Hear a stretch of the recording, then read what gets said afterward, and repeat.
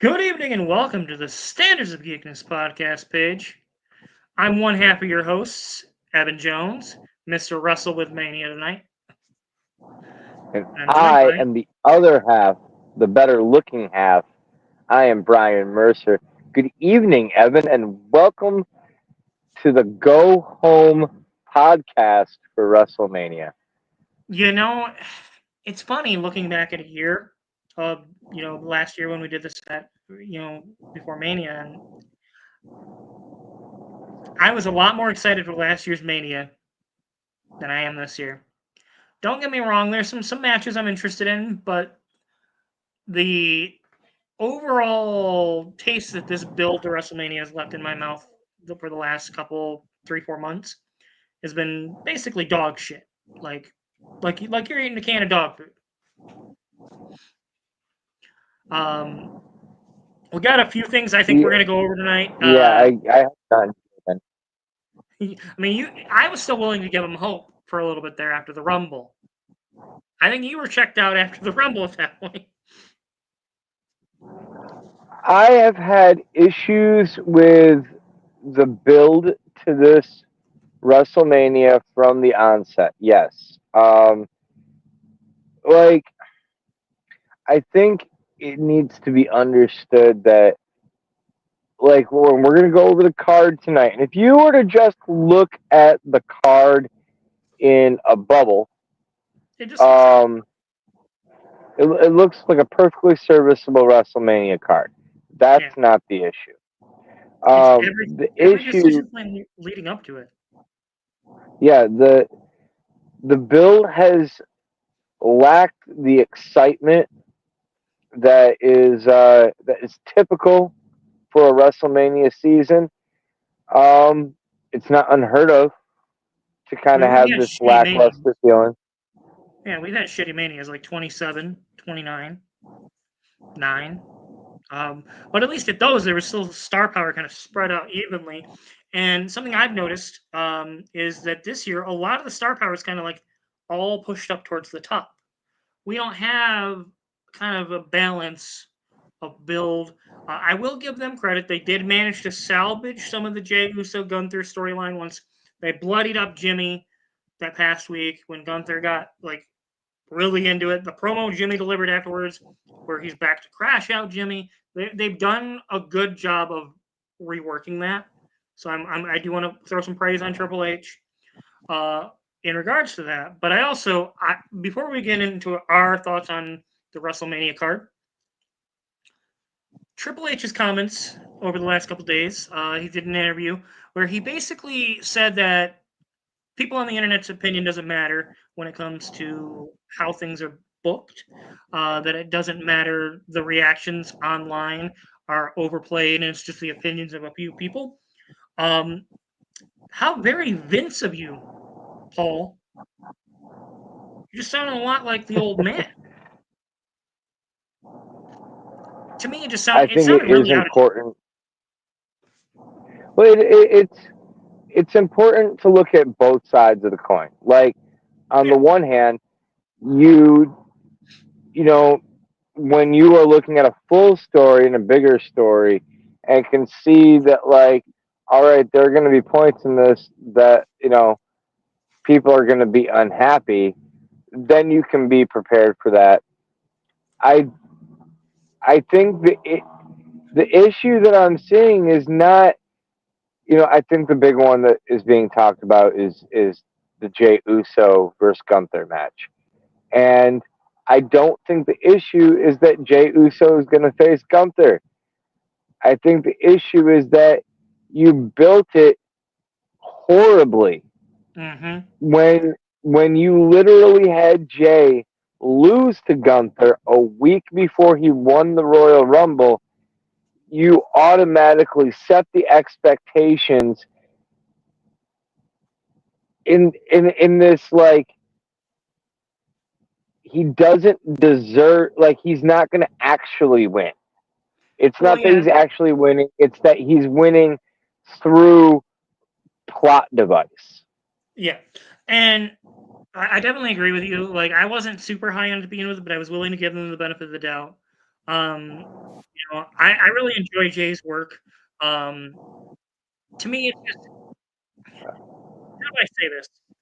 I think had they had that finish of that match to Gunther versus Jay before, the week before the Rumble, be dirty in some way to be not just kind of a to be determined. We'll revisit this finish or a dusty finish. I would have been more fine with because then it would give precedent for Jay saying, "Okay, you couldn't beat me fair and square. You needed Ludwig Kaiser, or you needed to slap the referee like Randy Orton in '09 did versus Cena. You needed to do something." The part of the problem is the plot device there failed, and then when that mechanism still carried through to the Rumble, you've got a loose thread, a plot hole. Mm-hmm. Daniel, I know you're watching. I sent you the link. You're welcome to join. um, with the plot holes, it's very careful, and they've done a good job rebounding it. The problem is they booked themselves into these positions where it's up and down, up and down, up and down, like like you're getting an EKG. The like I said that I would have done it too.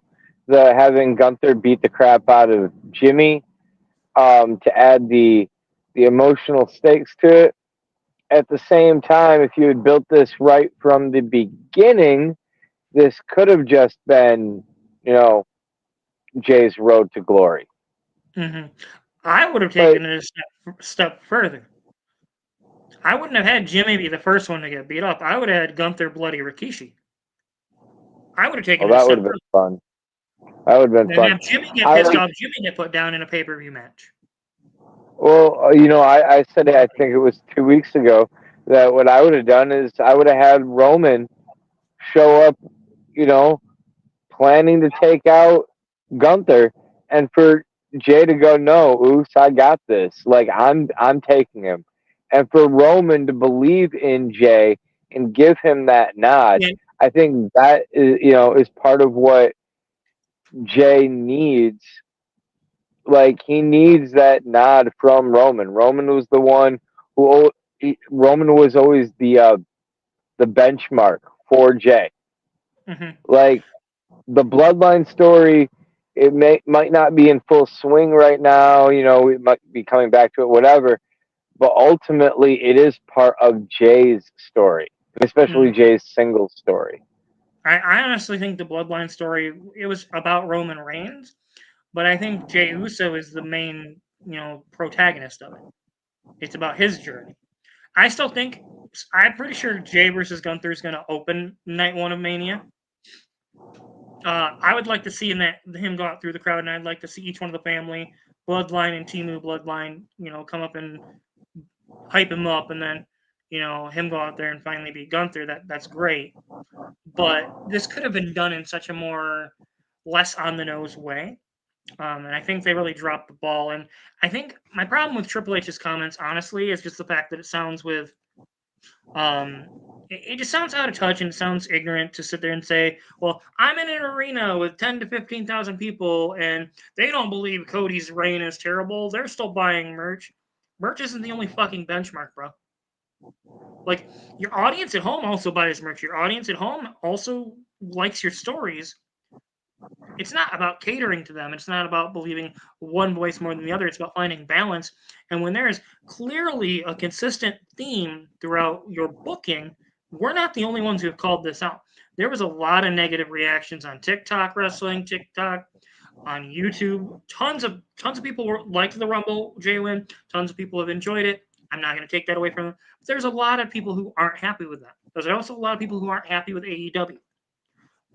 The problem is when you make these out of touch, comments, you come off like Vince or Tony, and that's not who you are, Paul. I think you can do fucking better. Oh, that's our first do fucking better of the night right there. Oh wait, there's more. Well, I'm sure there is. Before we get to Do you our have the next topic, do you have the graphic? Do you have the graphic ready to go?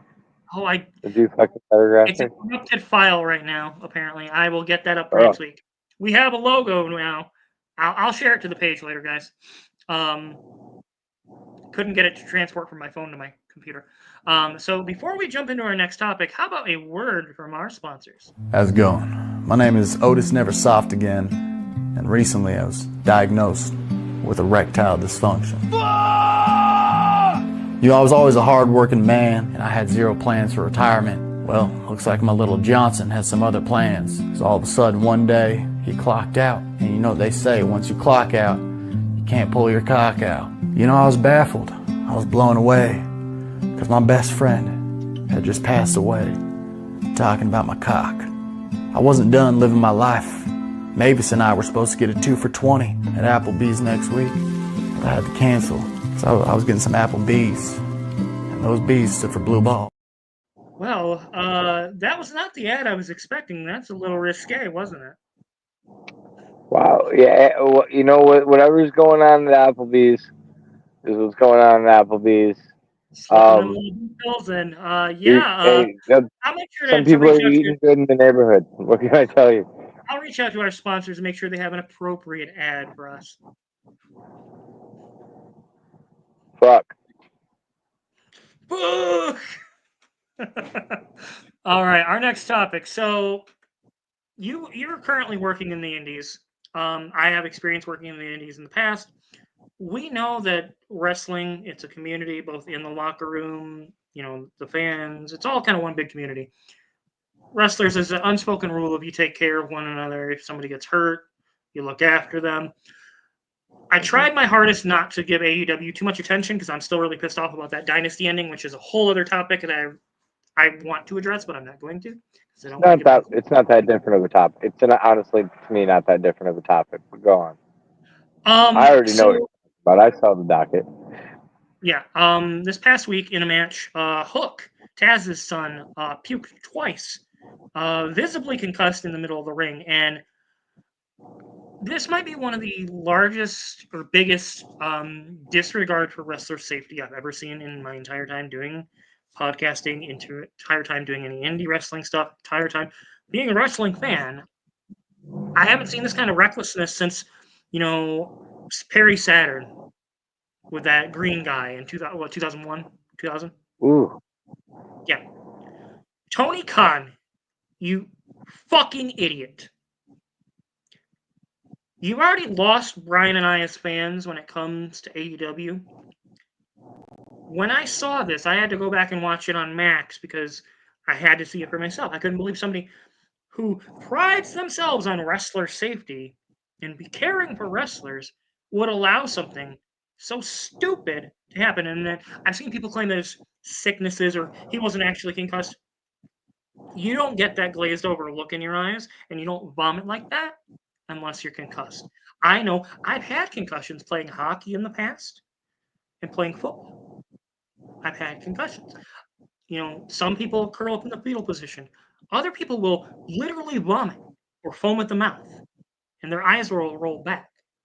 The moment that happens, the match doesn't continue, or you make it a handicap match where it's a 3-on-2 and you throw up that X. Like, I am so disgusted by that. I'm not giving AEW any more of my time or money. If it's not Tony Storm, I don't give a fuck. Here, I went and I watched the clip of it, because it was in the news. And the thing is like, when I was watching AEW, one of the things that I really enjoyed when it was a thing, I know that it was very short lived, but man, I loved Hookhausen as a tag team. I loved the interactions between Danhausen and Hook. It made me really latch onto Hook early on. Mm-hmm. And I've been interested in where his career goes. And so, like, speaking as a fan, that was really difficult to watch. Yeah. And then I sat back for a second, and I went, you know who was right there watching that, like, what, 20, 30 feet away? His dad. His dad. Like man, I know that's Tyler Hook, messed up on so many levels. he's an adult. He chose to enter the wrestling business. I can only imagine if it was my son. Like, I'd want to go down there and check on him, and then I'd start throwing hands. Yep. It was just recklessly irresponsible, and I don't know why the referee didn't stop the match right then and there. I don't know if he was told not to. I don't know if Hook tried to wave him off and push through it. That is a possibility. As you know, you worked as a ref. I've done it a couple times myself. We're responsible to make sure that the wrestlers, the match goes off without a hitch. They're safe.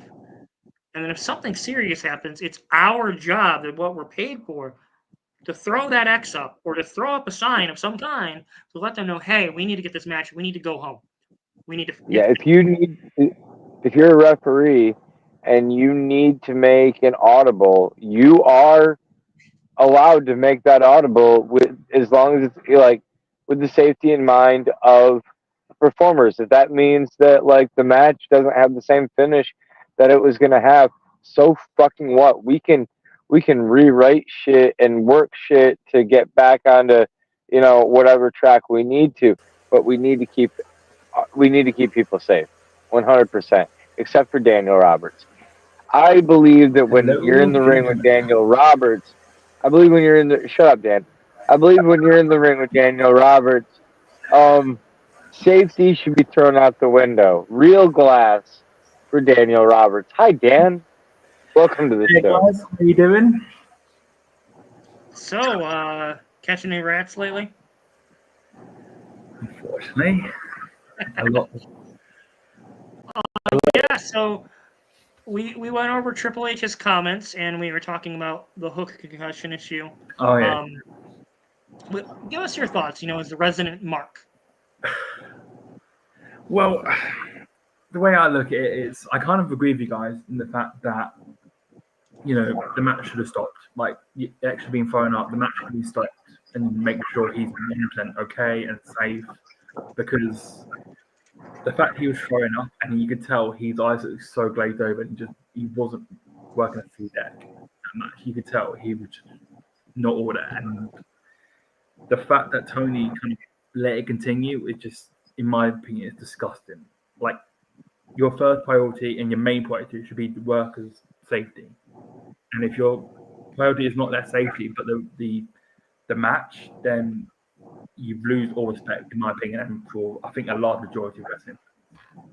Yeah, like we were already, very low on them at this point. And, the booking issues is just a whole other thing. I just can't condone giving views or clicks to a company that would allow that to happen. And until this is addressed publicly and, Hook is apologized to, or at least something is done to protect the workers, I will not be watching them. I will not be covering them in any capacity. The fact that Hook apologized, even though he didn't really need to, like, it's not his fault. I mean, he's just going. Even if it was his fault that he got concussed, after that happens, it's on the ref and Tony and the production team. Somebody back there should have said, "Hey, this is dangerous, not only to Hook but to the other wrestlers in there." They could have just simply threw up the X, had him get out the match, get him to the back, have him to 3-on-2. Accidents happen. Like, I don't think anybody is blaming Hook or any of the other wrestlers that were out there. I think I'm not sure exactly when the concussion happened. Yeah. You know what I mean? There's not because like there are a couple different spots where you're like, oh, that could be it right there. It could be something as simple as not tucking your chin when you're taking a back bump. And so, like, it's really hard to say when it happened. But the point is like once you know that's the situation, it's time to call an audible, to go home, throw up the X, to do whatever you need to do. What that choice is up to the referee's discretion. Sometimes the referees have the earpieces. I'm not sure if they have the earpieces in AEW or not. I think they do. But I know that in WWE, it's really easy for the referees to communicate with everybody in the back. Their hand signals that they use, their I don't want to break all the walls. Yeah. There are ways that we can communicate with people in the back and let them know that something has gone wrong. Yeah, and I think we kind of have to bring up the fact that like there's obviously in some wrestling groups have saying, oh, what's the difference between Hook getting concussed and vomiting to JD hitting his head and being concussed and going through the tag match? Like, where do you stand on that? Like, is that two different things, or do you think both should have been handled? Well, was JD concussed, or was it he had a broken? Because it's been a while since that incident. Was it just broken rib and punctured lung? I'll tell you exactly what the big difference is. JD wasn't in the match. Okay, see, so when JD got injured, he was outside interference, and so the match was allowed to continue in the ring because he wasn't a part of it. Meanwhile, on the outside of the ring, what you're not seeing on camera is medical staff attending to him right there at ringside. Yeah. Like, there is medical personnel at WWE shows at ringside at all times. Mm-hmm. They have a medical trainer right there at ringside. Yeah, I think he was I think it was a tag match. I think he was just not the he might have been the one in the ring, but like I think there was a tag out, and then I think he did the shooting star backflip thing onto Ivar. Regardless, he was able to be attended to on the outside while a finish was able to be put into place in the ring. Yeah. That's separation there, in my opinion. That's a big difference. Like, if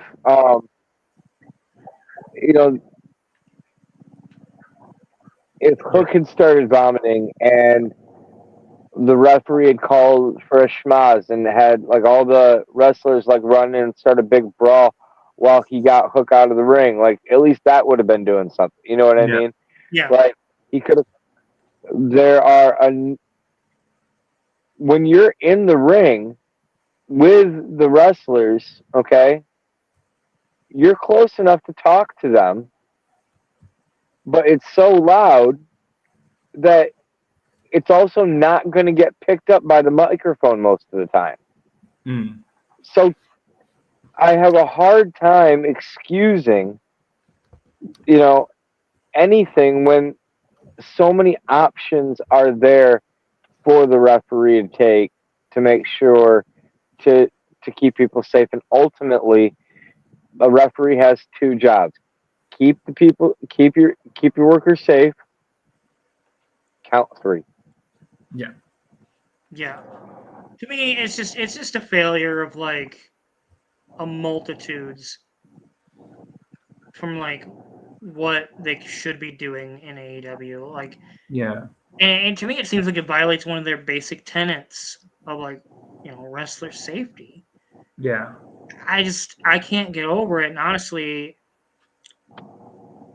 it's sad that I have to say this, but AEW do fucking better. Yeah.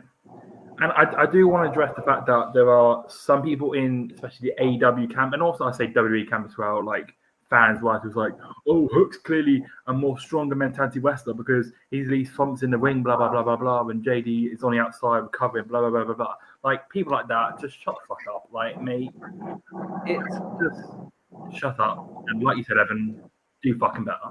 Like, it's got nothing to do. the fact that you're saying, oh, Hook's has a stronger mentality because he at least tried to finish the match. Like it says on screen, do fucking better. Do fucking better. All right. Let's have some fun, guys. Let's talk. Yeah, Let's talk about WrestleMania because it is WrestleMania week. Yeah. It's the last week. We actually have a full card, I guess. It's lackluster, and I still think we're gonna get a couple more things in there. I guess let's talk night one. We already know what the main event is. We'll get to that last. We got Jade Cargill versus Naomi. What are you guys thinking? We'll start with you, Daniel. Who do you got winning? I think it's gonna be Jade Cargill. I think it just makes sense. You know, she was taken out by obviously Naomi, and I think they'll want to have a good victory there. And I think Jade, they want to build her as the future of the women's division. So I think, but Naomi has done some really good heel work. But I think long term wise, I think the person who will benefit most out of this victory is going to be Jade Cargill, and I think she's going to beat Naomi. Okay, Brian, what do you think? Yeah, I got to go with Daniel on this one. I think Jade Cargill, it makes the most sense. The long absence, coming back. This is who put her on the shelf. This is the big emotional payoff. This is the kind of, in theory, the kind of story that you want to have paid off at a WrestleMania. I think that following this, it's a good time to move on to the next stage of her career. Probably going, after a women's championship. I'll bring that up again later. Spoiler. Yeah. But yeah, Jade Cargill is my pick to go over in this matchup. All right, well, we're 3 for 3 here, guys. I think Jade Cargill makes the most sense. You guys have stated all the reasons that I already believe. I do think we're going to get something interesting happening in this match. My gut tells me that maybe we'll see Bianca get involved at some point in some capacity. But I still think Jade's going to end up. Bianca getting involved would be an interesting twist. Yeah. Not as much because of this match, but more because of the triple threat coming, and I don't know if you guys noticed, Bianca's been getting booed a bit in comparison to Rhea Ripley and Io Sky. Bianca's the one who's kind of getting that heel heat. Yeah, so I think they're going to lean in. Help. I think I could see Bianca ended up coming out and helping out Naomi, and then I could see Bianca winning the triple threat, being the champion, and Jade just challenging her right off the bat. Honestly, I could see that being an easy feud to set up to build towards SummerSlam. I mean, regardless of whether Naomi has help from Bianca Belair, I still think Jade wins. Yeah, I still think so too. I think it might, and this is wishful thinking. I don't think they will, but I think this would be an interesting idea. Like if Nia Jax got involved and have that kind of little bloodline, little mix for the women's division, it would be quite a cool idea. But I don't think they do. I think they should, but I think part of the problem with the bloodline, you can't just add the bloodline to everything. No. And that they've unfortunately done so much of it, it's a little oversaturated. I think they need to let it breathe a little bit and then revisit it. And this segment brought to you by WWE 2K25, where you play nothing but Bloodline on a Bloodline island and are reminded constantly of the Bloodline. Makes me glad I don't play that video game. Next up, we got Rey Mysterio versus El Grande Americano. Ooh. This one's a lot more interesting.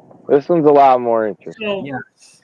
I'm interested. I kind of wish they would have given this a little more time to as a story to breathe. I got El Grande Americano winning this for his people in the Gulf of America. The Gulf of America. America. No, it's the Gulf of Mexico. Anybody calling it the Gulf of America is actually a fucking moron. Do fucking better.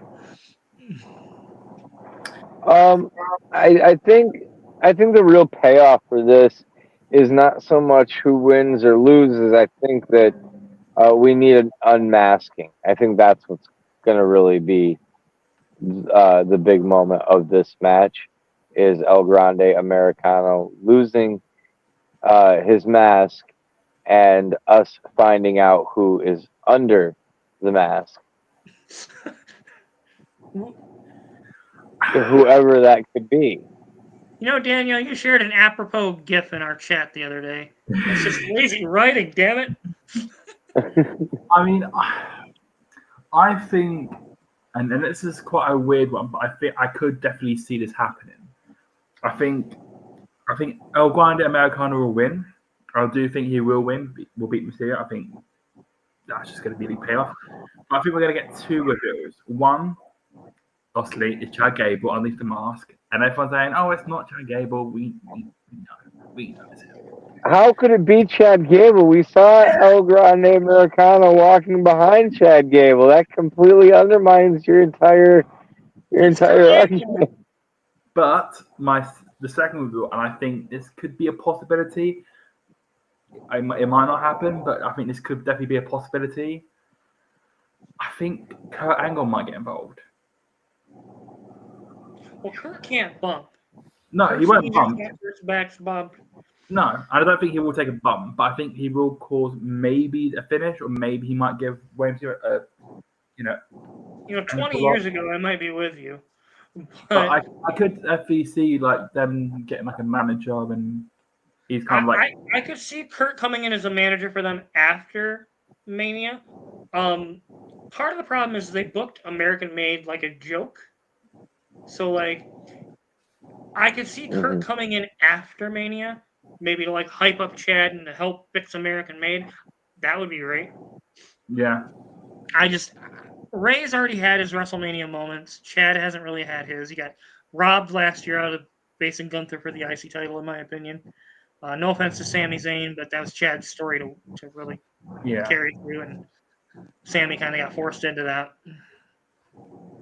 I am also going to be going with El Grande Americano defeating Rey Mysterio.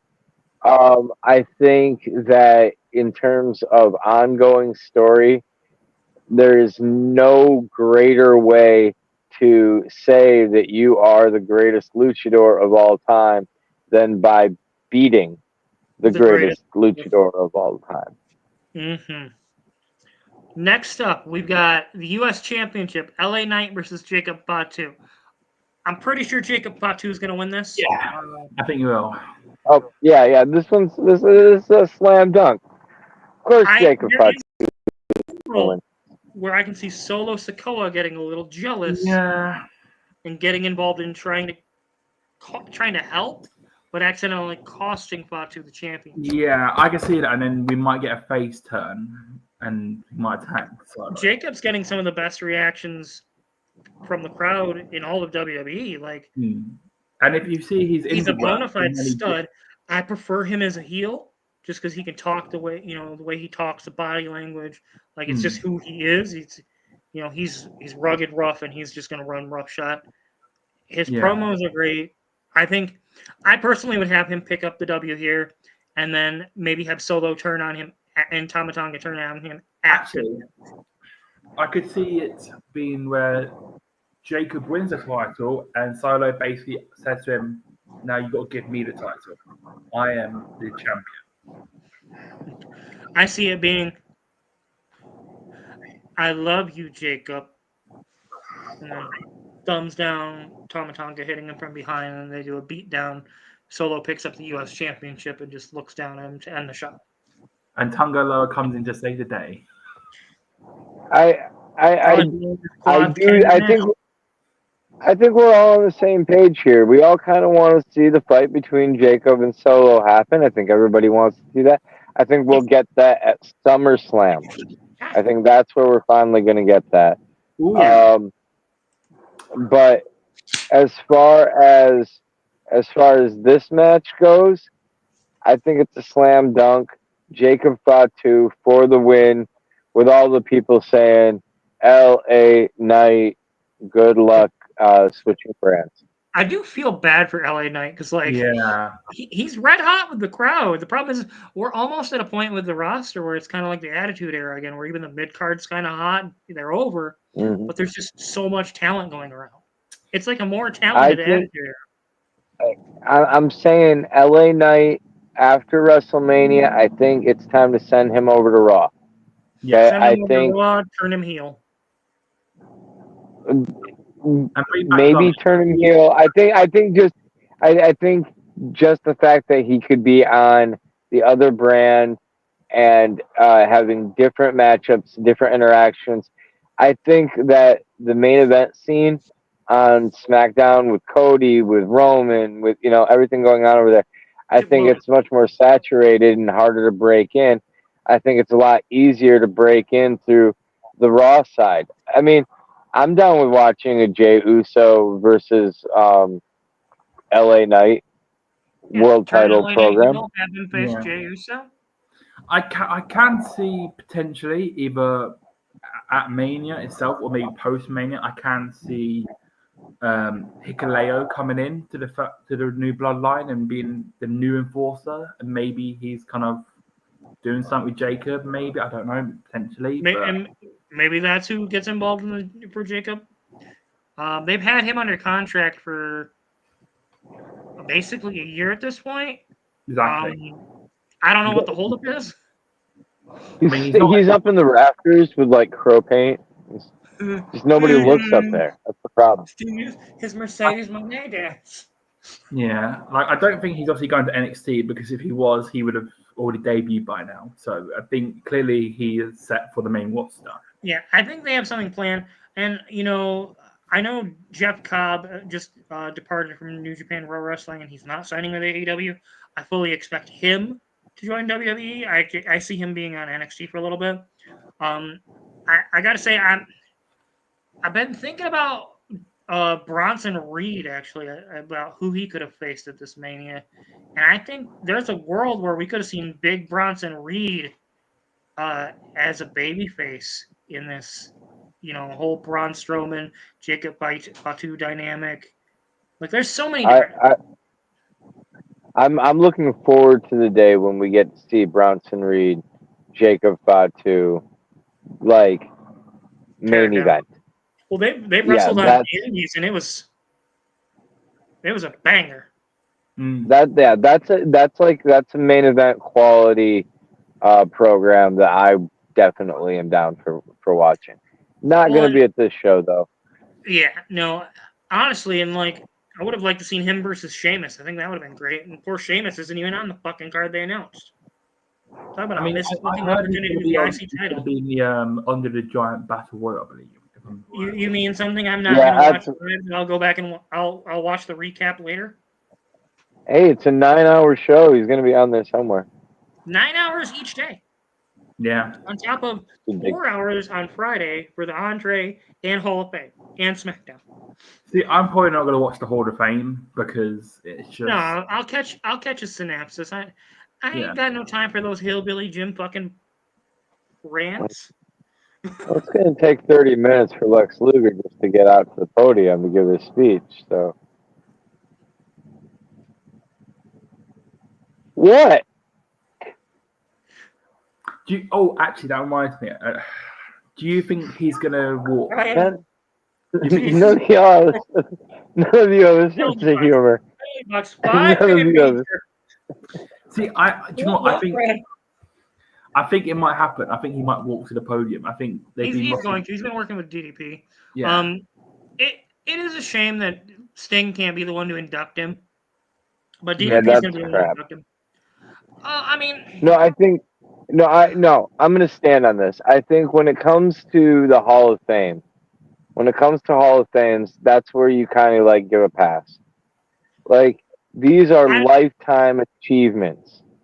Yeah, and I don't disagree with you on that. The problem is WWE took a hardline stance with Lex and Kevin Nash, not being able to appear on camera at Sting's retirement thing. It can't go one way. It's got to go both ways in that instance. If you're going to take that, I agree. it's got to go both ways. And I agree with agree. you. I think they should have been. I think all the WCW guys that ever faced Sting should have been allowed to come out and clap him off into the sunset. Absolutely. So it's a two-way street, in my opinion. I think it's a missed I opportunity mean, for both guys. I mean, even I mean, then, I with- guess at least we're at a point where we're acknowledging the other company exists, but still. honestly, I think Tony Khan is so pathetic and so pity. So what's the word? He's so Petty? petty. Petty. I think he just deserved to be like, no. I mean, he's done it before. So, I don't think it's him being petty. I think it's him. You know, he was given the same treatment. And like, if you guys remember, when DX got nominated, he allowed Billy Gunn to go to the Hall of Fame, and Triple H and Vince and them took liberties and insulted AEW without calling them by name live on TV. Don't get me wrong, That's true. AEW is on my shit list right now, but it can't be a tit for tat thing either. We can't sit here and call Tony Khan petty while old man pretends to allegedly shit on people, fucking roast some live on TV. yeah, I think to be fair, that's definitely more of a Triple H thing more than a Vince thing. I think Vince was, he wouldn't. That might have been a Triple H thing. It was still unprofessional. If somebody does something nice for me in a professional setting, I thank them. And then if they ask something from me, I help them. It's a two-way street. And just 100%. because you're in two separate companies doesn't mean you guys can't work together. This wild tribalistic concept that I don't know why AEW fans and WWE fans can't pull their thumbs out their ass and, you know, make their brains not smooth for 5 seconds and realize you're both fucking wrestling companies. You both have the same audience. Maybe a little cooperation might make you both more money. I'm going to call it now. AEW going to work with WWE in terms of WWE ID. That would be interesting. You know, and one little bit of news we forgot. The Rock popping up on Instagram in a New Japan Pro Wrestling shirt was interesting. And then New Japan's like the last vestige of wrestling companies is giving AEW kind of a way in. AEW did burn a lot of bridges. We can talk about that later afterwards. We talk about Mania, but you reminded me, Daniel. Next up, as far as WrestleMania matches, and we have the War Raiders versus the New Day. New Day. I'm sorry, I like the War Raiders. It's like a slam dunk to me. The New Day. I need someone different. I'm sorry, War Raiders. I love you, your tag team, but you've just done nothing with the tag division or the tag. That's not their fault. That's the booking. No, but then I also do think WWE has done a shitty job with tag teams this year. No, I agree that the New Day is going to win, but not because the War Raiders suck. I think the reason the New Day is going to win is because what's the point of turning them heel if not to refresh their image for the top of the card? Like, to not have the New Day go over at this point, I think just would be a waste. A waste of the build-up that you've given into this. I think whether the experiment works or not all hinges on their time with the tag team titles. But I think it's important that they have that time. And I think you have to give it to the New Day here. And I think one of the few big talking points heading into WrestleMania is Big E going to get involved? That is the big question. I think Big E is going to come back and help him. Like, I think Big E is going to be like, you know, you guys are right. Honestly, and I think he's going to be their manager.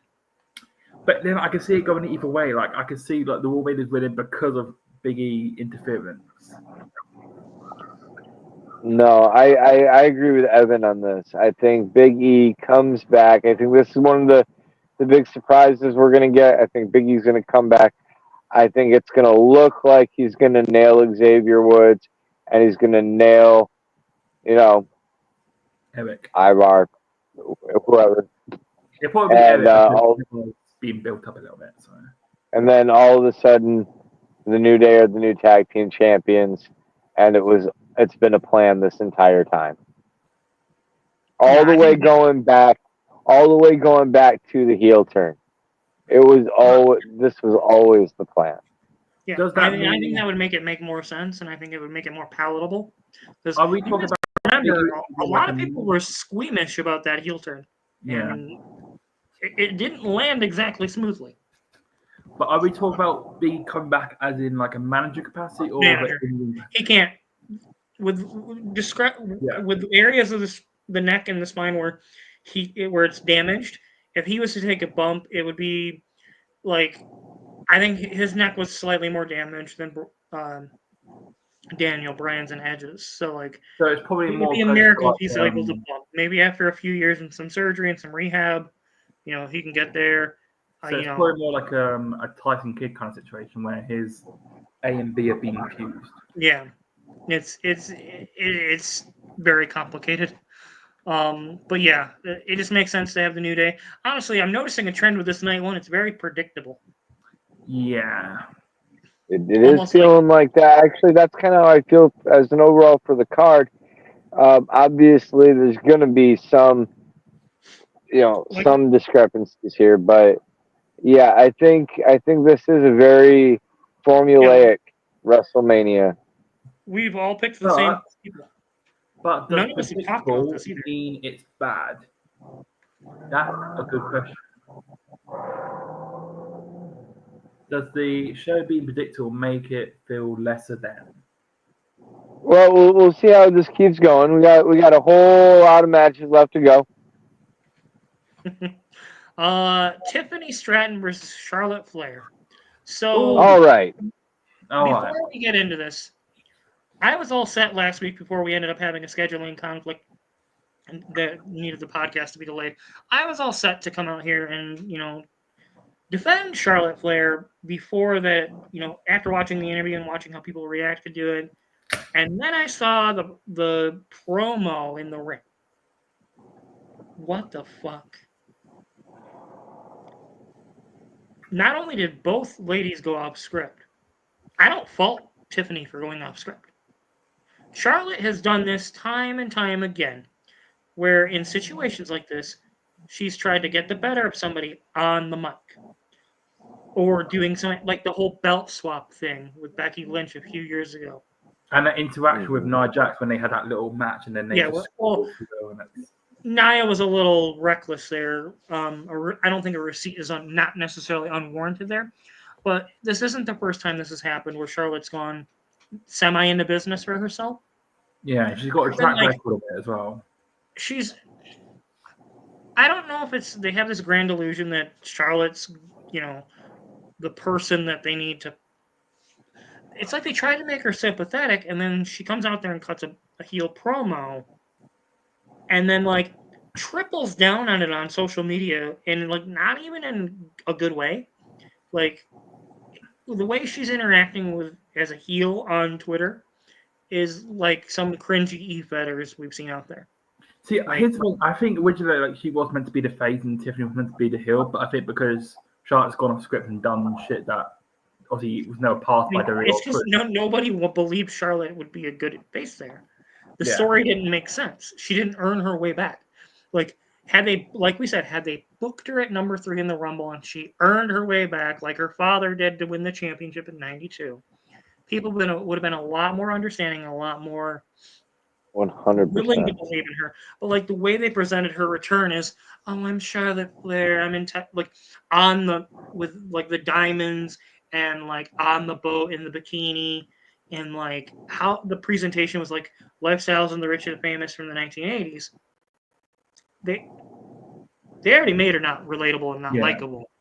People don't like how she's been kind of force-fed. It took Rick a long fucking time to get those 16 to 21 championships. Mm-hmm. She's gotten it in a third of the time. I think half of it is due to ego and nepotism from where she has had all the success. I do think that has played a factor. I'm not saying it's the entire reason. but I do think because I think she feels like she's the bigger star, she's the bigger draw.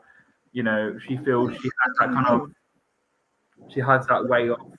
This is why I personally wouldn't have booked her to win the Rumble to begin with. I think she should spend a few years in the mid card to help build up future stars. I don't think she should allow that. She'd be like, well, I'll just go to AEW then. Okay, cool. Go enjoy dancing like that. Go have fun in AEW then. Oh God! No, okay, yeah, look. I don't want that because then we're going to get the same Renee versus Charlotte something, and then ultimately here though, it's exhausting. We have to make a decision. Ultimately, though, we're not talking about like whether or not we like Charlotte Flair. We're talking about who we think is going to win at WrestleMania between Charlotte and Tiffany Stratton.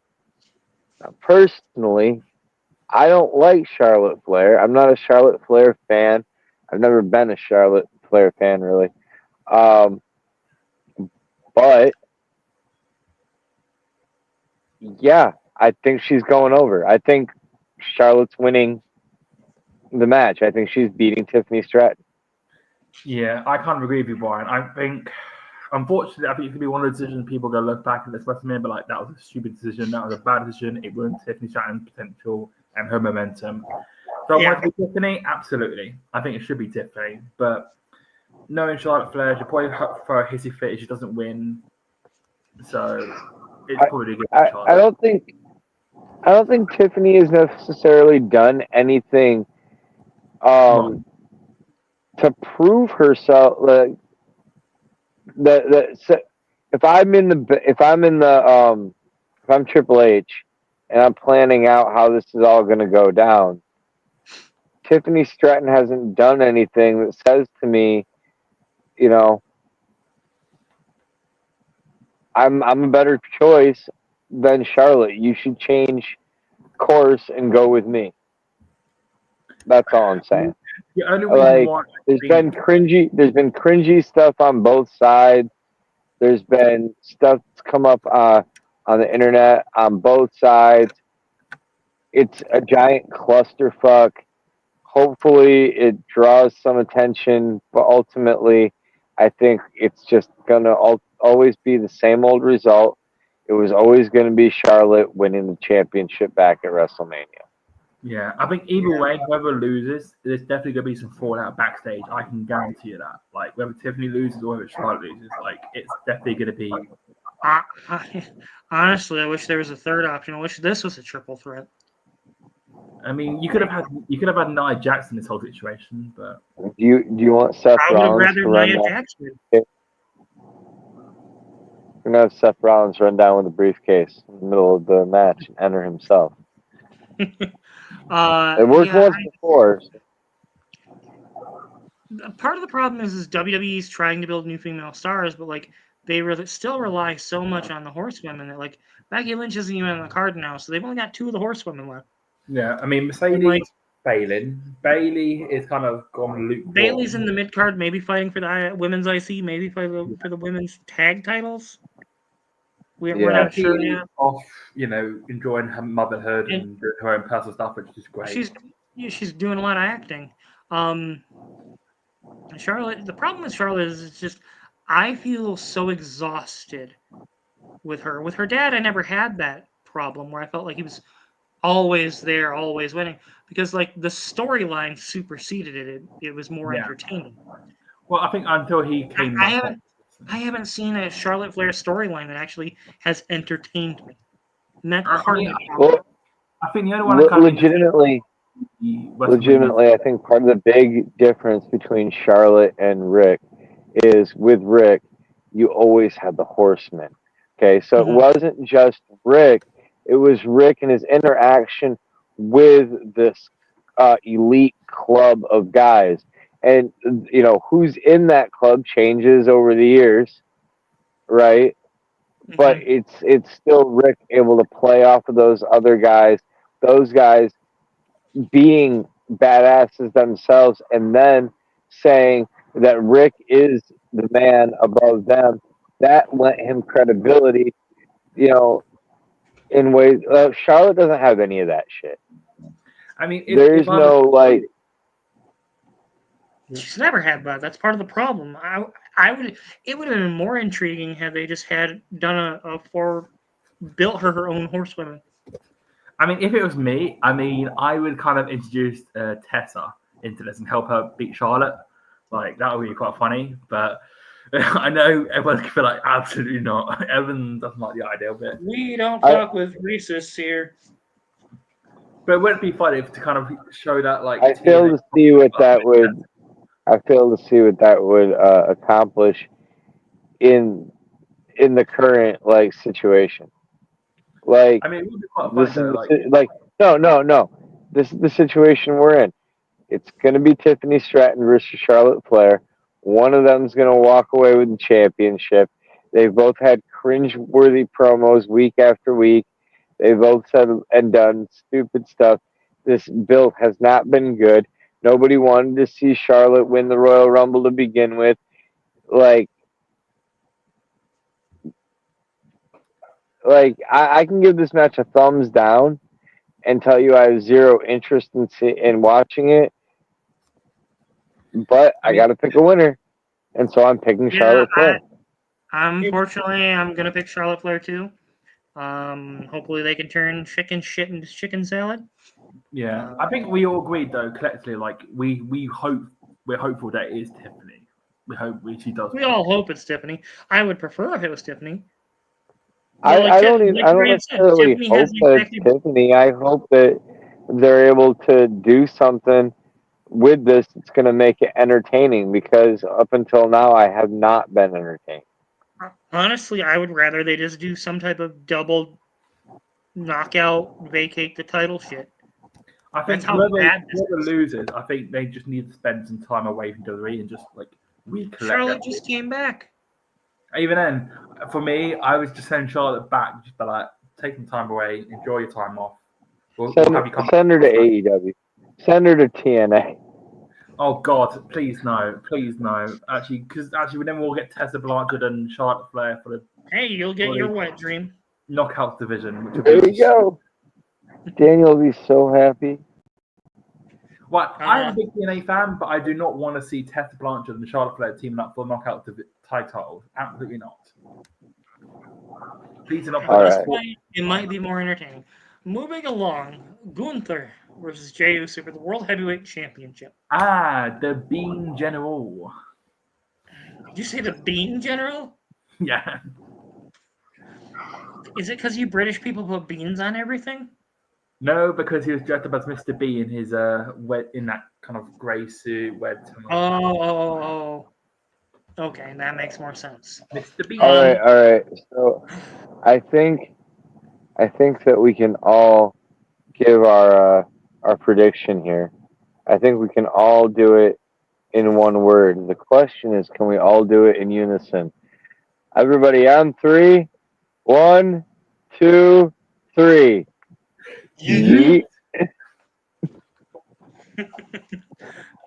There's no way Jay doesn't win this match. The way they booked it, even as terribly situated they've gotten themselves into some corners. I'm calling out. Jimmy Uso is getting involved. He is 100% getting involved. Well, yeah, Ludwig Kaiser's probably getting involved too. Actually, no. I don't think Kaiser would think he's too busy, a my way. Doing what? Catering? Oh, yeah, he'd probably be in catering, just watching him backstage. In catering, looking at his DMs? He's just happy he's getting brought up in other people's feuds. Well, it's a what's the word I'm looking for? They're spoiled with riches. They've got so much talent that they've got more talent in catering than they do on the cards. At this point, WrestleMania is going to become a week, like an actual week-long. R-Truth is going to accidentally help Jey Uso win the title. Actually, that would be a funny swerve with Cody Rhodes versus John Cena. And it's just R-Truth. He's like, I'll help you, Cena. R-Truth is The Rock's third man. I'm sorry. I'm saying it right now. By next WrestleMania, R-Truth should be the first man inducted into the Hall of Fame. I want it now. I want it. I want it so much. There's a lot of deserving people for the Hall of Fame, Daniel. I Agreed. think within the next 5 Actually, years, no. we're gonna. I don't think it'll be a traveling Hall of Fame anymore. I think we're gonna get a physical Hall of Fame in the next 5 years. I would. I know that's something that Triple H has been very adamant that he wants. So I could see that happening. I would also, if I had to guess, I would guess that it goes up in Stamford, Connecticut. I could see it going in Stanford. I could also see them doing it in New York.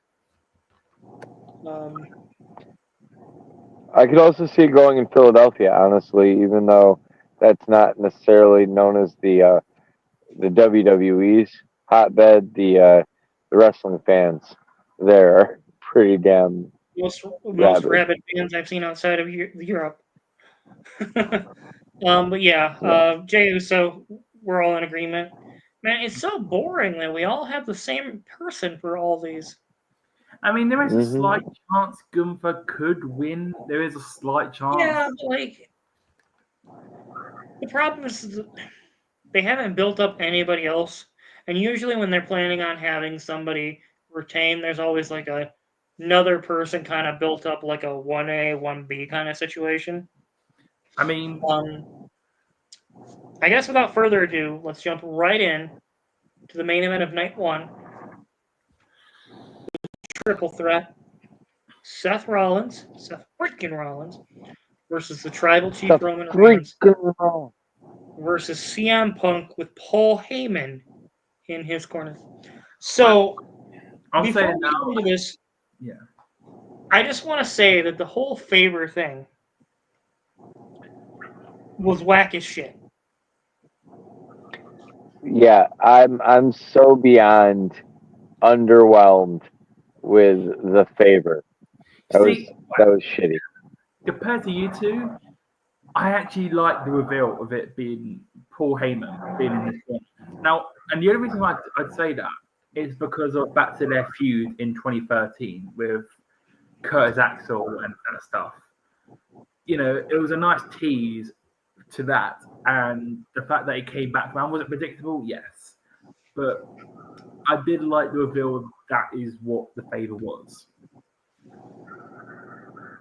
It was lazy writing. It was a cop out. Yeah. My whole thing here is there were so many creative things you could have done with that storyline, with that the mechanism that would have made so much more sense. Would have been far more entertaining. And instead, you have Paul Heyman just randomly switch up on the Tribal Chief, who he's been loyal to for 5 years.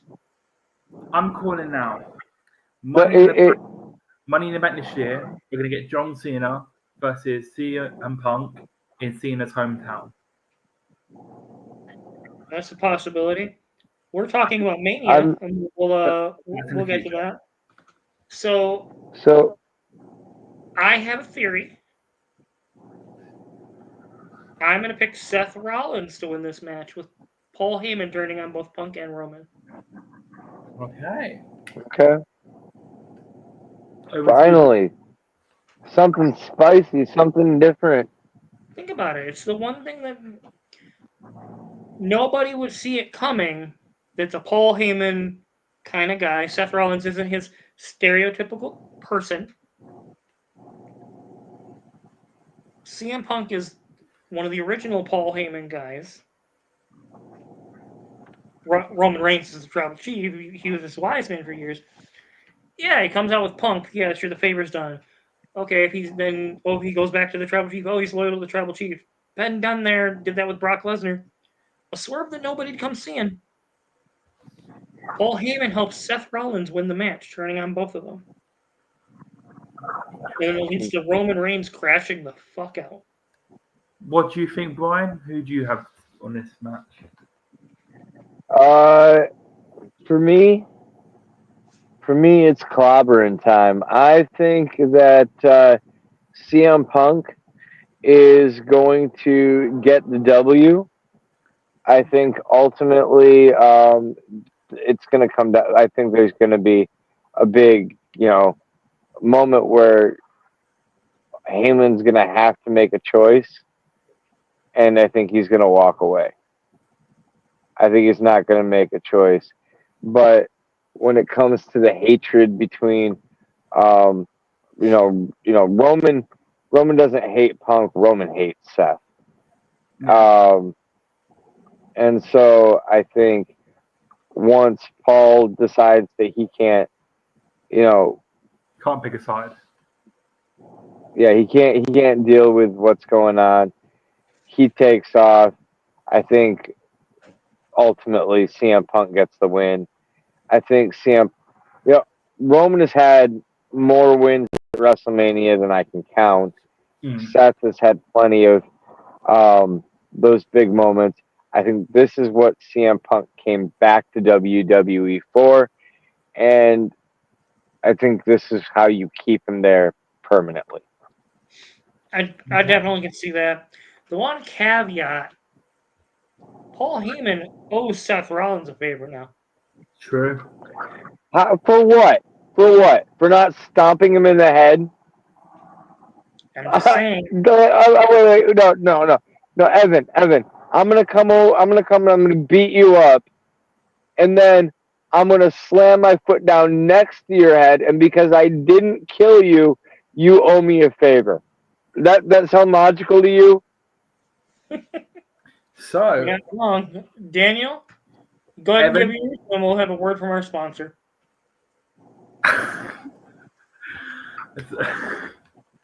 So, Evan, you went with Seth. Brian, you got with CM Punk. I'm going to go the third route. I'm not going to go with those two. I'm going with the Tribal Chief. And here's why. What does Samoan nuts taste like, Daniel? And here's why. I think the long-term storyline is going to be CM Punk versus Roman Reigns. Either at SummerSlam or maybe it's the Survivor Series. And I see that being the next long-term storyline. That's why I think my choice makes the most sense, in my opinion, because Seth needs to turn heel at this point. Is he not a heel? I mean, I thought he was.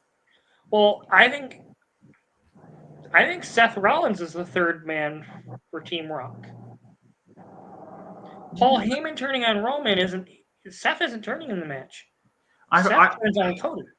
See, I think it's different. I think Punk and Paul's going to turn on Roman officially. Like, he kind of has already, but officially he will try and help Punk, and obviously Roman will see this.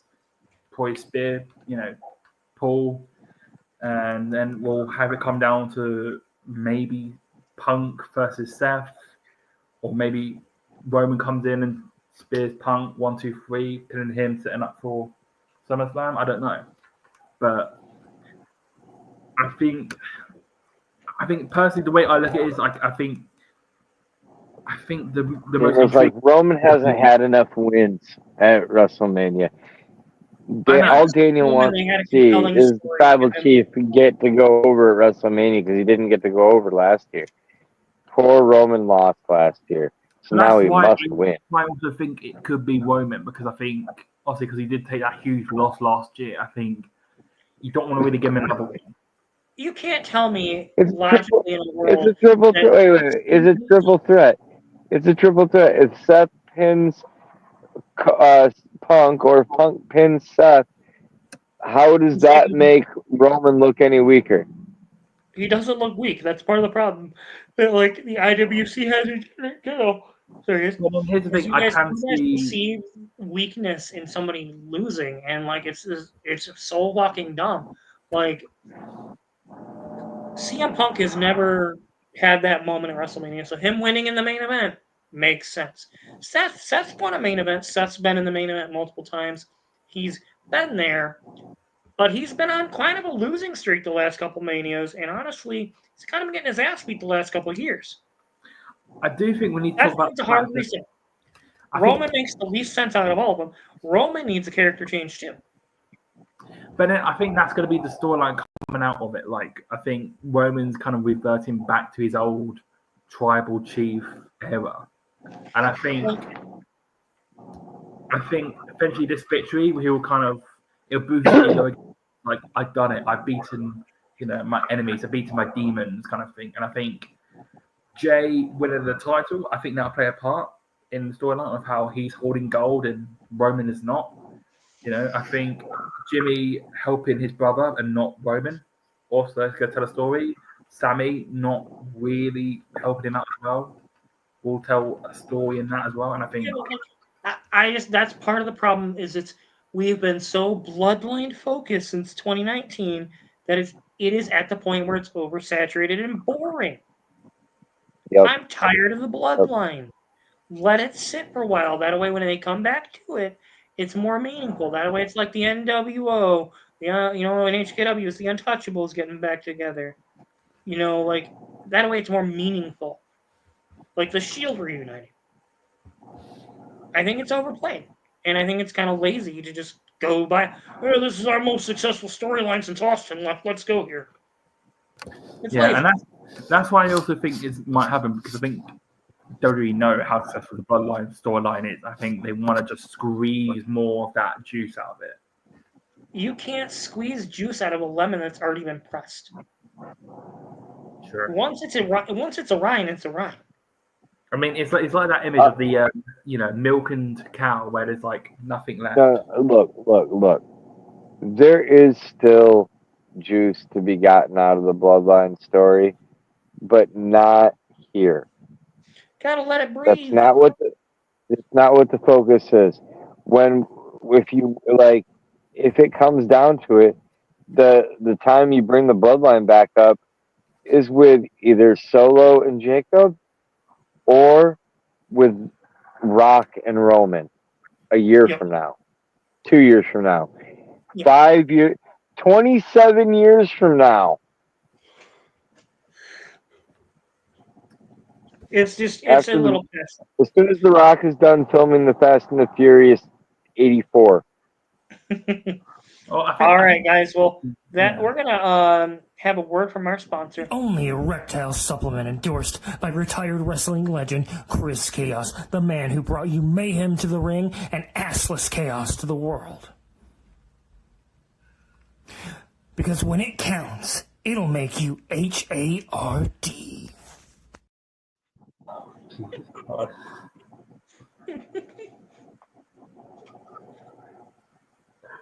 Oh, now I'm thinking about Chris and Chaps. Only erectile supplement.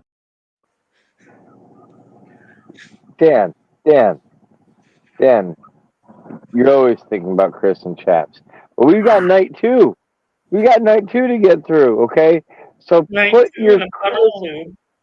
your Chris wearing Chap dreams to the side for a little bit longer. We have more matches to get through. All right, so I guess Randy Orton, we don't know if he's going to have an opponent. We don't know if he's going to have a match. Before we jump right into the actual card that's been announced, let's give out some options. In my opinion, Randy could do the Andre Battle Royal. I think that's least likely. We've got some things happening. We've got Aleister Black and Miro, who are both signed back to WWE. And wait, is Miro actually signed? Huh? Yes. Is Miro actually signed? I didn't know if he actually done it. He did sign. Yes. Okay. And then we have Nick Aldis as an option as well. I think the most intriguing one to me is Nick Aldis. And I think Randy versus Nick Aldis would be a solid match. It would give Aldis a WrestleMania moment. Even in a loss, if he loses to Randy, it's respectable. But there's a world where I could see him beating Randy.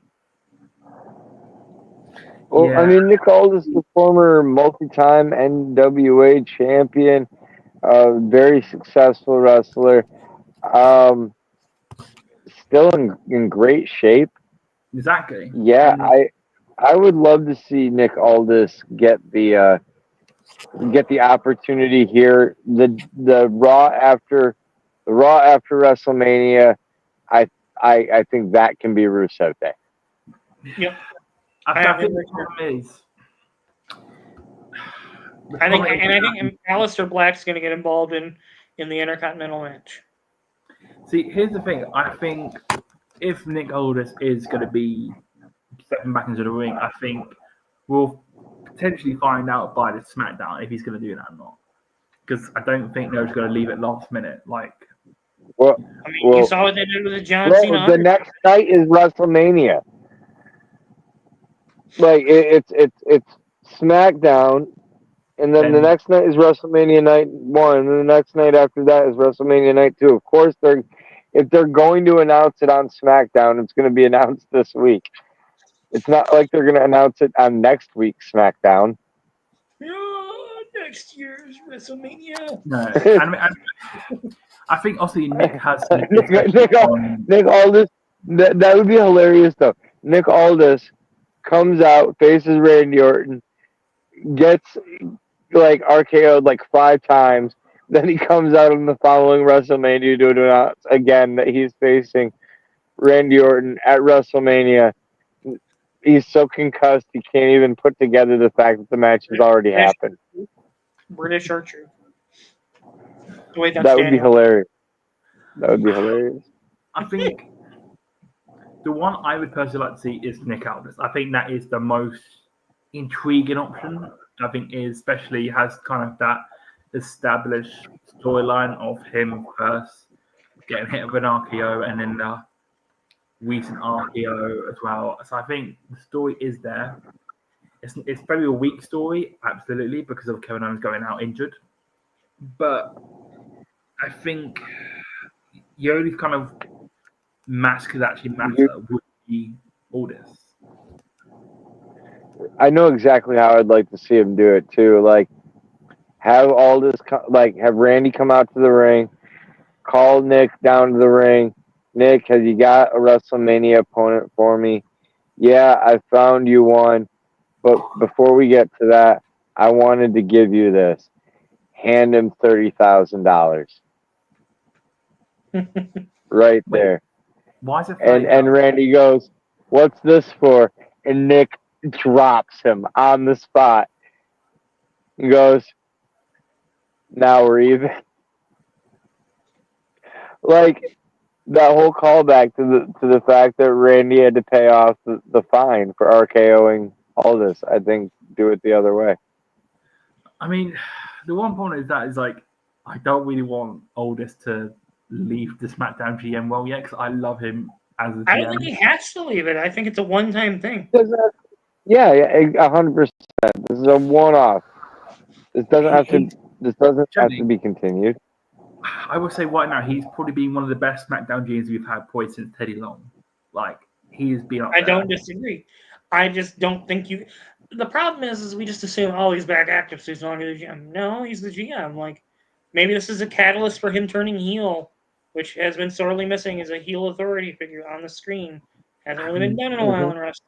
Not gonna lie, I would like to see Nick Aldis versus Cody Rhodes again.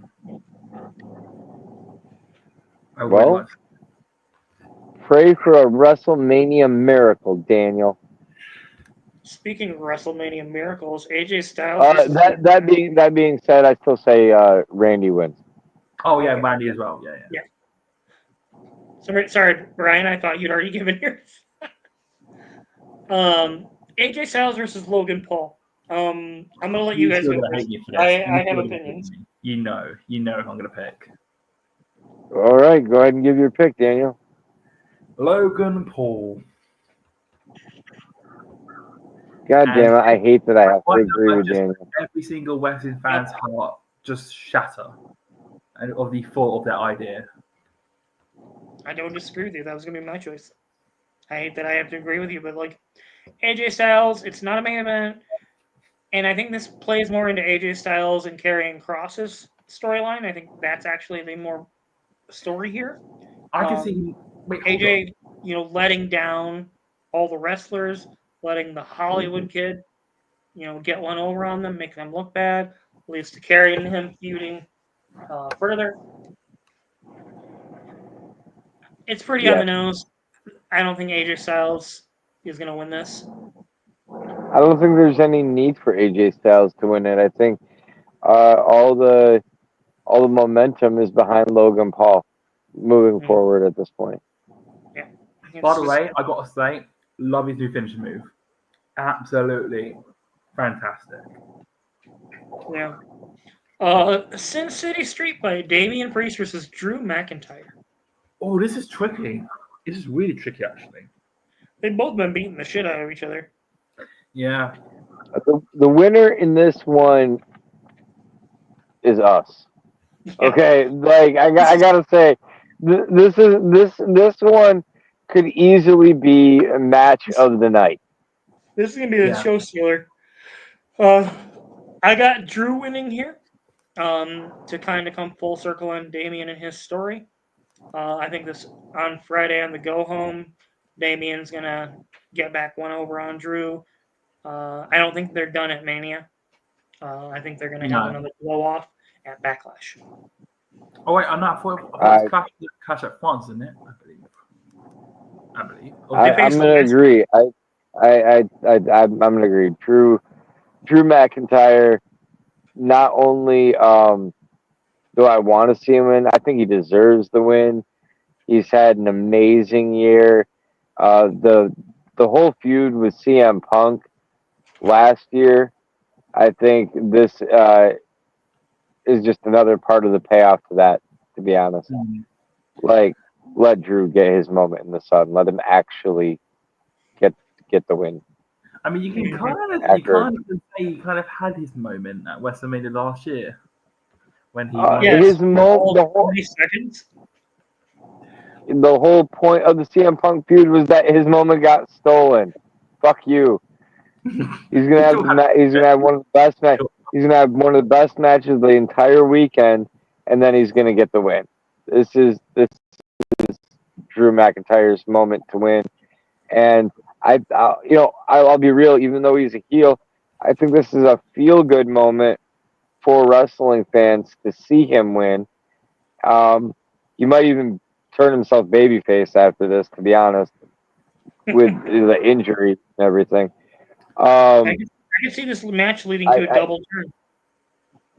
Yeah, I could too. I think the way I look at it, I think you two are going to hate me for this. I want Drew to win this because being a Brit myself, I should be backing him. But I think it's gonna be Damian. It's gonna be Damian. Oh, I hate the fact I'm saying that. I think Drew will get the win at Clash at France, I believe it's called. But that's like 4 or 5 months away. I think that's next month, isn't it? I swear. Is it? Clash in Paris? I believe. May? No, it'll be June. July. Maybe it might be Backlash, but then I thought it was Clash in Paris. Look. A European show is not the same as WrestleMania. It doesn't matter. Okay. No. I can't agree with you on this one, Dan. I can't agree with you. The way I look at it is, I think Damian doesn't need the W here. No, and he doesn't. But I think the way Triple H is looking at it is that he wants to depend on Damian more, I think, and he wants to push him back up into the title picture. And I think after probably Backlash or whatever the next pay-per-view is, I think Drew will get his win there, and then maybe I think Damian's staying face and challenging Jacob after this, if they don't turn solo, makes the most sense. Yeah. They just moved him over to SmackDown. I think Drew will move back to Raw. I guess Intercontinental Championship, Fatal 4-Way. Braun Breaker versus Dominic Mysterio versus Penta versus Finn Balor. I think Dominic Mysterio is going to pick up the W here. He's quietly and loudly at the same time been one of the best heels in the business. He's the only man I've known to turn heel.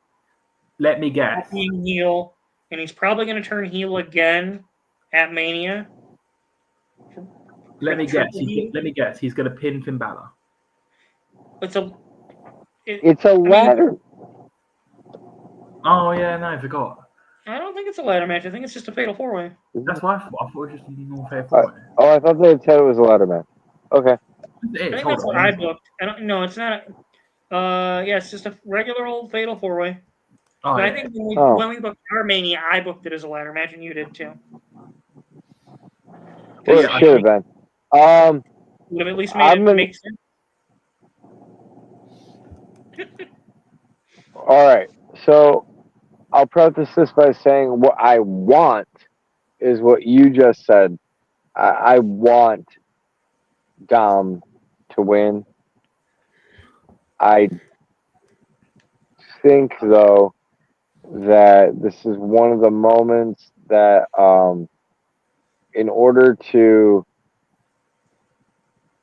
appease some fans a little bit later on, I think Penta is going to go over. I think that you can have Finn and Dom basically cost each other the match, but by putting the belt on Penta, it's a big feel-good moment, big exciting title change. And it's a big fuck you to AEW. Fuck you, we crowned him as the IC champion in less than 3 months. I mean, Penta is opposite solution. I actually want Penta. Same, for the same reasons. That's what I want. I just think this. I think having Penta chase Dominic leading into SummerSlam is a good story. I don't think you have to have every AEW star win gold when they come over immediately to the company, which they have done. They're protecting him still pretty well. I'm fine with it if he wins. Braun Breaker's ready to move on to the next level. Finn Balor is basically the new Dolph Ziggler. Oh, don't say that, because that's supposed to be called Finn. It's true. Moving on. No, we're not dwelling on that. Oh wait, we didn't do me. It's true. Moving on. It's true. It's damn true. I'm gonna go with you, Brian. Same as what you said. I'm gonna go with Penta. I think Penta, it makes the most sense. He's had the most amount of build, and I think obviously, like you said, it appeals a certain amount of fans, and also it's like I said myself, it's a massive fuck you to AEW. And I think right now his merch is selling really well as well. On top of that, so I think Penta makes the most sense as well. Just out of these four men, I think obviously eventually we'll get maybe Aleister Black getting involved in this match, and he joins the Judgment Day, and something like that happens maybe. But I think that group just needs a hard reset. Yeah, they need to move Carlito away from them, and it could be Aleister, Liv, Dominic, Raquel, and maybe bring when JD comes back, or have another heater in there. Honestly, I think JD, if he does come back, I think he'll be lined with Finn shortly, because it makes sense. If he does get kicked out, it's going to be, and especially I think people are not going to be boo JD after what he went through. I mean, sure, they'd be like, maybe it's hard to tell. I mean, like with Seth Rollins when he came back, people cheering him even though you're meant to boo him. I think JD will be pushed quite a bit, and I think he will put his line with him. Maybe win the tag titles, maybe, but. Well, all right. Well, women's tag team championships: Liv Morgan and Raquel Rodriguez versus Bayley and Lyra Valkyrie. I mean, I don't care. Dan has the right answer again. This is incredible. I've never seen Dan have this many right answers for WrestleMania, but he's right again, on the money. I don't care either. I don't care. Why are these titles still around? They should have been retired like 5 years ago. No, I don't think you have to retire the titles. The problem is they're just not building them correctly. The fact is, reductionist to just say retire the titles when you could, I don't know, write a good story. The fact that they were done better in NXT when they had their women's titles says a lot, and they retired them for these titles. I think they should just be defending them on all three brands. That's what I'm saying. They did do that originally, and then they just stopped it for some reason. I was like, well, because NXT is based out of Orlando, so there's a lot. The regular roster's traveling a lot, not always near Orlando. But if you time it right, you can tell a story down in NXT. The problem is NXT's creative process is a lot more. Sean's got a lot more say in what goes on down there. I mean, right? They've got these. They've got women down there, and they need to introduce something else for them to go after besides the North American Women's title or something. Tag titles make perfect sense. And it can be a thing where they get called up with them. It's like the mechanism that calls them up. If they have it, after so long, they're on the main roster. I personally am with you guys, and honestly, outside of the women's triple threat, and I guess Tiffany and Charlotte, yet again, women are the afterthought. It's unfortunate and it's kind of sexist, but it is kind of sadly the truth that WWE is kind of treating them as that. All right, I'll go ahead and say I'm going to pick that the Judgment Day retain the women's tag team titles. That way it can lead to more, turmoil between Lyra Valkyria and Bayley over the women's Intercontinental title. Yeah, that's the exact route I was going. Jesus Christ. Have we literally all picked all but 2 matches have been the same? Pretty much. Oh, my. I mean, who do I think is going to face the team of Olivia Raquel? I mean, I don't want to go with Katana Chance and Kaden Carter because we've always seen that, but there's not actually, They just haven't built anybody. That's part of the problem. You know what? Screw it. I'm going to go with the Messy Girls from NXT. Fuck it. Let's just do it. No, let's build up the secret Hervis. Just go with Jakar Jackson and Lash Legends and just be done with it. Just have them win the title. I would put the women's tag titles on Chelsea Green's team with Piper Niven and Alba Fry. Yes. It makes the most logical sense. Hell, you could have Bayley and Lyra Valkyrie win the match. Bayley turns on her. They vacate the titles. Have the secret Hervis win a small tournament for them. There you go. I just solved your women's tag division and it took less than 3 minutes. Yeah, it's just not good. It's not good. The women's division is a mess. There's no actual good tag teams. The women's division is uber talented.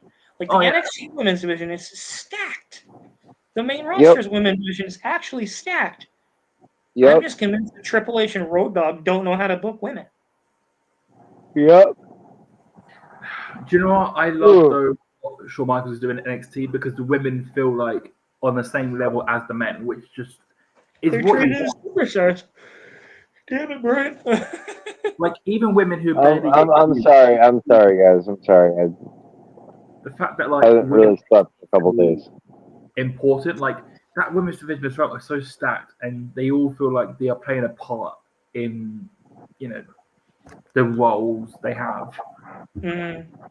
Definitely agree. All right, well, I don't care who wins. I don't care if it's Raquel and Leah. I don't care if it's another team who comes and challenges them. I do not care. Just let this be 2-3 minutes long. End it with whoever wins, and then we'll move on to the next one because I don't care. Well, we got don't care. one match left. Cody Rhodes, the American Nightmare versus John. Oh, the triple threat. Sorry. Women's triple threat. I've got Bianca Belair winning. This is honestly, the booking for this was worse than Charlotte versus Tiffany, which I didn't think would be possible. They had Io capture the title randomly. I like Io Sky. I think this would have been better off just having Rhea keep the title and having it be Bianca versus Rhea. Io, I think, is here to just eat the pin. And that's where I'm going to leave it. I'm going with Rhea. I'm going with Rhea going over. I think that she's the most over of the three. I think that you can do stuff with Bianca turning her full-fledged heel, embracing the whole thing with Naomi. I've been wanting to see a Bianca Belair versus Jade Cargill program for a while, so that's where I'm hoping that ends up going to. As far as the winner of the match and the new women's champion, I'm going with Rhea Ripley. Okay. I'm gonna go with Io. I think I know they just put the belt on her, and I think I think they still want to do stuff with her. I think post Mania, and I think I can't see where Rhea wins it. I think she'll go off and do a program with somebody else. I can't see Bianca winning it. I think she'll do something with Jade Cargill definitely, but I don't see it being for the title. So I'm just gonna go with Io. I think it's just. I think for me, it's the basic answer. It's the most boring answer, but I think that's going to be the result. I think Io's going to retain. She's going to beat both of those, stand on top over them, saying, "I've beaten both of you. You've underestimated me, and now you've lost." How British of you!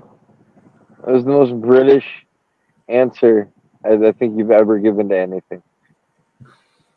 Well, how is it? How is it the British answer? Don't worry about it. I don't hate You're your not- logic. Your choice makes 0 sense. I mean, it makes the most sense though. Like, you're not going It to just. doesn't make sense. Evan, it makes literally 0 sense. Dan, it makes the most sense. She's there to eat the pin. That's literally what she's there for. It's to protect Rhea and protect Bianca. I still think like she has that credibility as champion. I think obviously the way she's been Well, handled. credibility. She's had the belt for a month, and like before that, she was a women's champion. And like, I forget who beat her. Was it? No, it wasn't Rhea. It was Bianca, wasn't it? I swear it was Bayley, wasn't it? Oh no, are we talking about no? Or Bailey? Yeah, it was Bailey at Mania. So like, Yeah. she has a level of credibility. The problem is Bianca and Rhea are both at that. They're at that level. Io isn't. Bless her heart. I love her as a performer. Io is not at that level. I hate agreeing with Kevin Nash on some things. You know, and the way he described it was kind of sexist too. But he's not wrong when it comes to Io doesn't have the star power that a Rhea Ripley or Bianca Belair does. And you can't tell me out of the 3 options in that match, the one that gets the least reaction from the crowd is going to go over. Now, I could be wrong. I could be very well wrong. But it makes 0 sense. I generally just do think as well. Like I think the way I look, I think Triple H likes Io more, and I think that's why he wants to put the belt on her. All right. Well, let's round it out with the main event: Cody Rhodes, the American Nightmare versus You Can't See Me. Oh no, we Corporate can't. John We Cena. can't see him because he's now a heel. So I know. I think John Cena's been my pick from the get-go on this, especially after the heel turn. And he's scheduled for the Raw the night after. I think The Rock showing up. I think we're getting Team Corporate. That's one of the trademarks that Rock filed for in the last year. I think we're getting the 3rd man reveal, and I think it's going to be somebody that Cody Rhodes knows. I think Seth Rollins is going to cost Cody Rhodes the title. Joined by Paul I'm also going with The Rock, John Cena as the winner. I think The Rock will be involved in some way, shape, or form, however that goes. But there's no point in turning John Cena heel and not going all the way with this. That's why I picked Penta to win the Intercontinental title. John Cena's. I'm sorry if you're just gonna be like, oh, John Cena's bad guy. He won. It's happening. Deal with it. and then we come to me, the man that broke my heart, the man that ended a long, long, long relationship with me. Ruined his childhood. That's in my childhood. I mean, to be fair, Chris is probably doing that right now too. Those assless chaps. I want to say Cody. I want Cody to hit Crossroads. I want him to pin him 1, 2, 3. And for what it's worth, I have no doubt he'll hit a Crossroads. It seems to take like 6 of those to put down a superstar. So I want it to be I can already. I'll tell you how I envision this happening. The Rock's gonna get involved. Cody's gonna get busted open, and he's gonna pass out in the STFU. Oh, that'd be great. We get the Austin Hart finish in the main event for WrestleMania. It not only protects Cody, it makes Team Corporate, Rock, Seth, or whoever the third man is, and Cena look that much more dangerous. I think it's gonna be Cena. I want it to be Cody, just so I can say fuck you, Cena. You screwed my childhood. Fuck your dreams. But That's only because he's doing a good job as a heel. Yeah, and you gotta love Pissing it. you off, doing a good job as a heel. I mean, I will admit he didn't start off great as a heel, but he has definitely found his edge. I mean, if you watch any of his movie roles, he can very clearly play an asshole very well, especially like something like The Peacemaker. Yeah, which he probably will promote that, you know. Well, yeah, But like, come watch and King the thing is, it makes perfect sense to have John Cena win the title. They might even introduce a new WWE Championship while John Cena's off in Hollywood. He's the last real world champion. I Sets do up hope a storyline for him hope versus it's, CM Punk at SummerSlam. I do hope it's a different Get the take dub on the there. spinabout. Like, I do want it to spin again. I like those spinabouts. They were Well, sick. it also like if Paul turns on Punk and Roman to join Seth, and this becomes a four-man where it's Cena, Rock, Seth, Heyman. It then gives Punk the catalyst and his hatred for Seth to go after them one by one. And then let's Rock abuse the authority to make Punk get over even more. Let's make the big guess then. Who is going to be the third man to join the Rock and Cena? Who do you guys? I've already said my guess. Oh, was it Seth? Seth Rollins, but I think Paul Heyman will be a fourth man to that. Brian, who do you think will be the third man? CM Punk. Ooh. Now that would be a swerve that nobody would see coming.